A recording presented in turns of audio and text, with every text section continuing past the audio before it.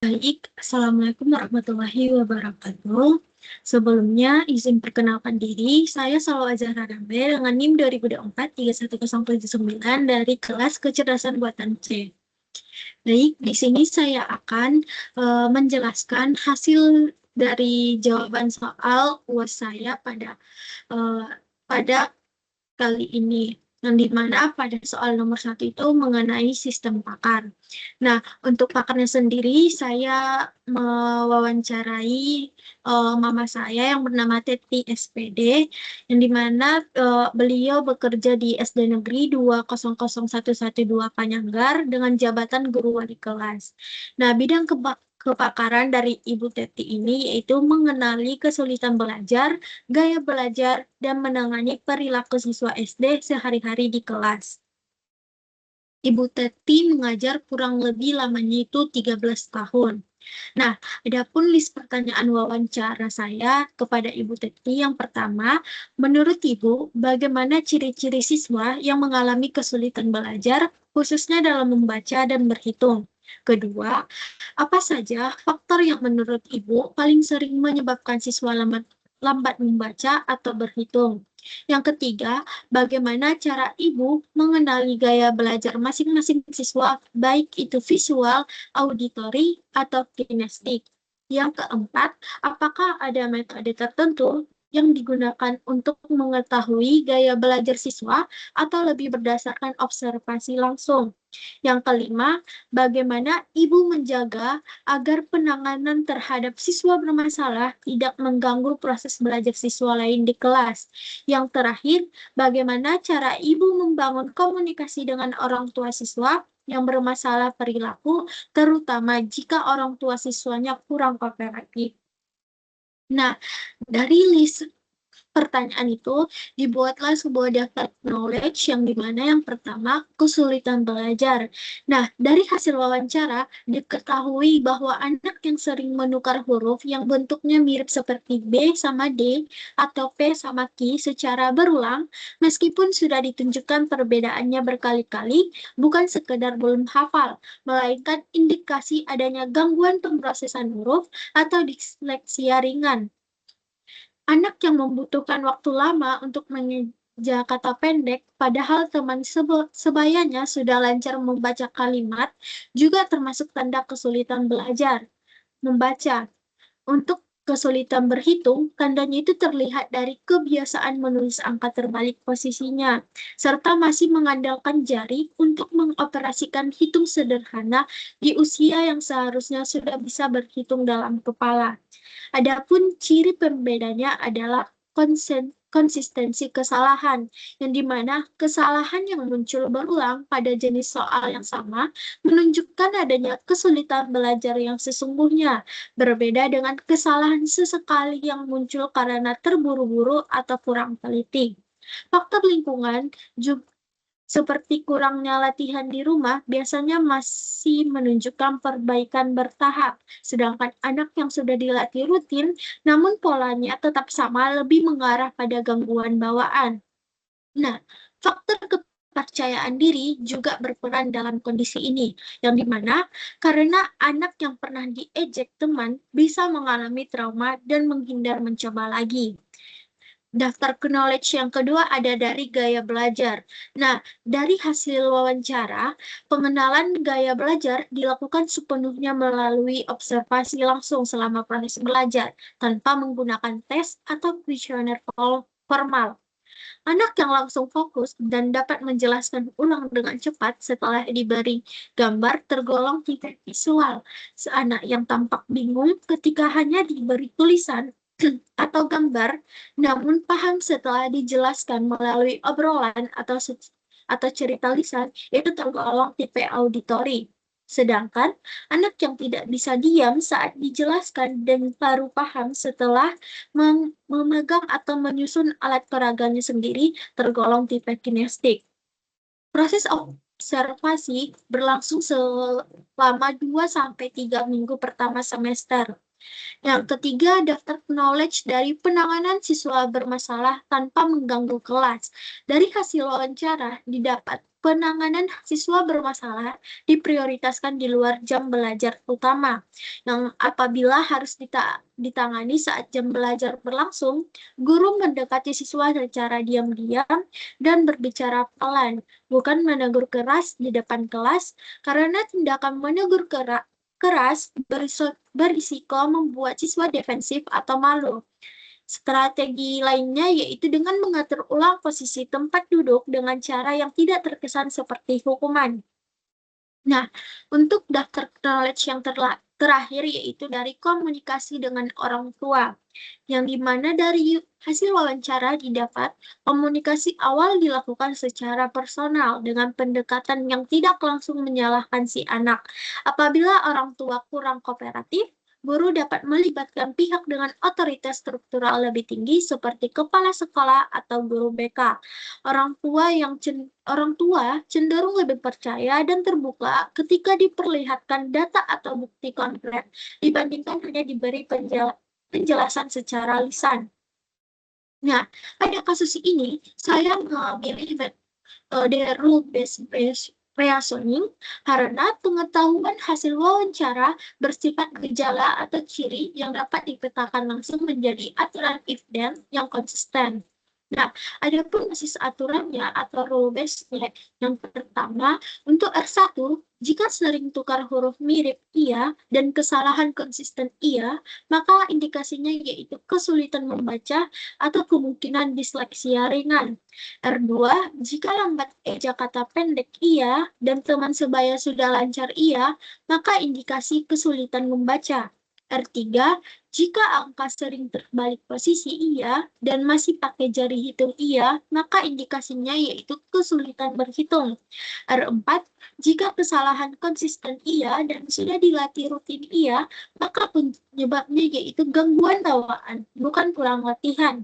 R5, jika kesalahan konsisten tidak dan progres naik meski pelan iya, maka penyebabnya yaitu faktor kurang latihan atau lingkungan.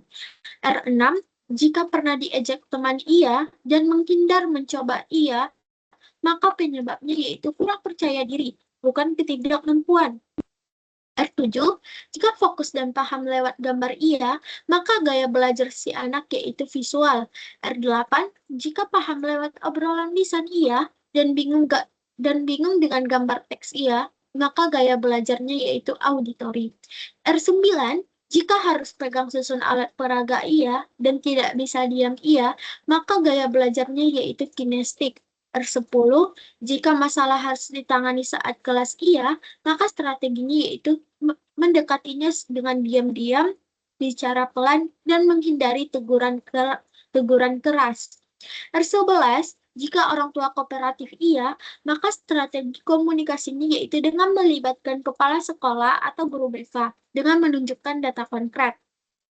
Nah, untuk soal yang kedua yaitu ada lengan robot, yang dimana penamaan balok dan posisi awalnya itu di sini saya memberi nama dari 4 balok ini dengan nama S, A, L, W, dengan kondisi awal keempat balok itu berdiri sendiri-sendiri di atas meja. Belum ada yang ditumpuk tiap baloknya, dan lengan robotnya juga masih dalam keadaan kosong. Nah, untuk kondisi akhir yang ingin dicapai, yaitu 4 balok disusun menjadi satu menara dengan urutan dari bawah ke atas yang dimulai dari S, A, L, W. Nah, untuk penyelesaiannya di sini saya menggunakan metode Goal Stack Planning atau GSP. Nah, initial state-nya yang pertama yaitu on table S, on table A, on table L, on table W, clear S, clear A, clear L, clear W, RMT. Goal state-nya yaitu on table S, on AS, on LA, on WL, clear W, RMT. Nah, langkah-langkahnya yang pertama itu pick up A. On table A, clear A, RMT, holding A. Stack AS, holding A, clear S, on AS, RMT. Langkah kedua, pick up L, on table L, clear L, RMT, holding L. Stack LA, holding L, clear A, on LA RMT. Langkah ketiga, pick up W on table W, clear W RMT, holding W, stuck WL, holding W, clear L, on WL RMT. Nah, hasil akhir yang didapatkan yaitu pick up A, stuck AS, pick up L, stuck LA, pick up W, stuck WL. Untuk soal yang ketiga yaitu unsupervised learning, yang dimana sumber dataset yang saya ambil pada kasus ini adalah dari Student Exam Scores dataset dari Kaggle. Pada dataset yang asli ini berisi 200 data siswa dengan atribut horse studied, sleep horse attendance percent, previous score, dan exam score. Untuk perhitungan manual Cummins-nya, saya mengambil 10 data siswa dengan dua atribut, yaitu jam belajar per hari sebagai variabel X dan nilai sebelumnya sebagai variabel Y. Bisa dilihat, ini merupakan data siswa yang saya ambil sebanyak 10 siswa. Nah, pada kasus ini, saya mengambil data profil belajar sebanyak 10 siswa dengan dua atribut, yaitu jam belajar per hari dan nilai sebelumnya tanpa label apapun. Pada kasus ini, sistem diminta untuk mengelompokkan siswa menjadi dua klaster berdasarkan kesamaan pola belajarnya dan kelompok siswa dengan performa akademik kuat atau siswa yang membutuhkan perhatian lebih.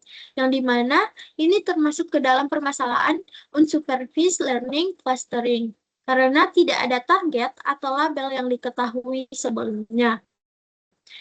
Nah, pada algoritma Cummins ini bisa diketahui kan itu adalah 2 dengan C1 11,9 dan 78,0.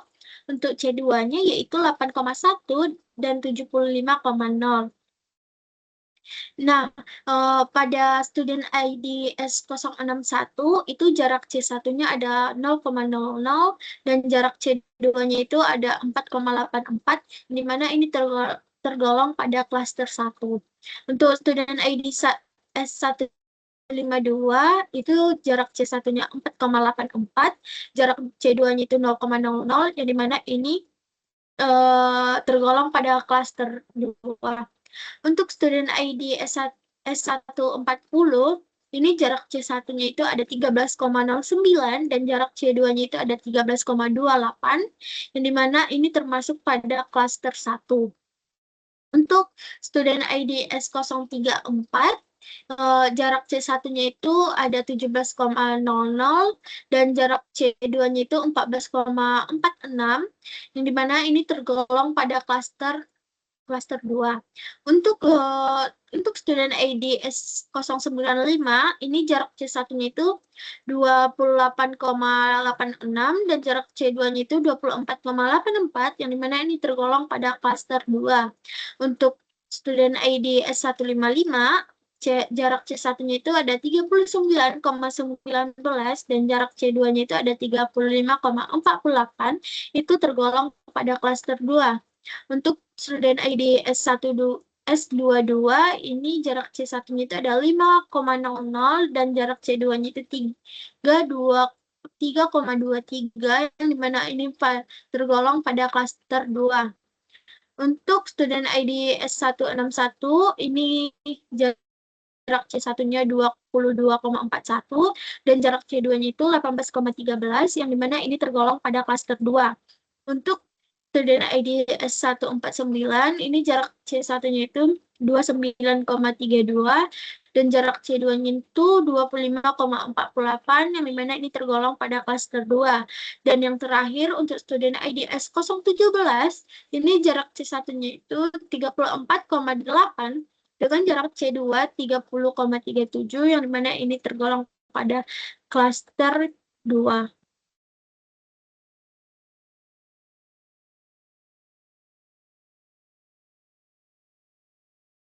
Nah, untuk sentroid baru klaster 1-nya itu sama dengan buka kurung min, buka kurung 11,9 dan 2,4, tutup kurung, koma min 78,0 dan 87,0, tutup kurung, maka didapat hasilnya itu 7,15 dan 82,5. Untuk sentroid baru klaster 2-nya yaitu buka kurung min, buka kurung 8,1, 11,7, 1,7, 2,3, 6,9, 1,8, 3,2, 3,4, tutup kurung, min 75,0, 61,0, 51,0, 40,0, 78,0, 58,0, 50,0, 45,0, tutup kurung, maka yang didapat hasilnya itu 4,89 dan 57,25. Nah, pada iterasi kedua ini, di sini ada beberapa perubahan pada klaster yang dimana student ID dengan nomor S152 itu berubah menjadi klaster 1. Terus student ID dengan S122 berubah menjadi klaster 2, mengalami perubahan yang dimana seharusnya klaster 2 menjadi klaster 1. Untuk student, nah, yang mengalami perubahan itu hanya ada pada student ID S152 dan student ID S122. Yang lainnya itu berada pada klaster kedua. Nah, pada iterasi kedua ini, maka sentroid baru klaster satunya yaitu min 11,9 tambah 8,1 tambah 2,4 tambah 6,9 min 78,0, 75,0, 87,0, 78,0, maka didapat hasilnya itu 7,325 dan 79,5. Nah, untuk sentroid baru klaster 2-nya itu min 11,7, 1,7, 2,3, 1,8, 3,2, 3,4, tutup kurung, min buka kurung 61,0, 51,0, 40,0, 58,0, 50,0, 45,0. Maka didapat hasilnya itu 4,02 dan 50,83. Nah, untuk iterasi ketiga ini hasilnya sama dengan iterasi kedua, sehingga prosesnya itu dinyatakan secara konvergen pada iterasi ketiga. Adapun hasil akhir dari klasterisasinya yaitu pada klaster pertama, yaitu ada student ID dengan nomor S061, S152, S140, dan S122. Nah, yang dimana nilai sebelumnya itu tinggi dengan rentang 75 sampai 87 dengan siswa performa akademik kuat. Untuk klaster 2 itu dengan student ID S034, S095, S155, S161, S149, dan S017. Yang dimana nilai sebelumnya itu rendah ke menengah, yaitu pada rentang 40 sampai 61 dengan siswa yang membutuhkan perhatian lebih.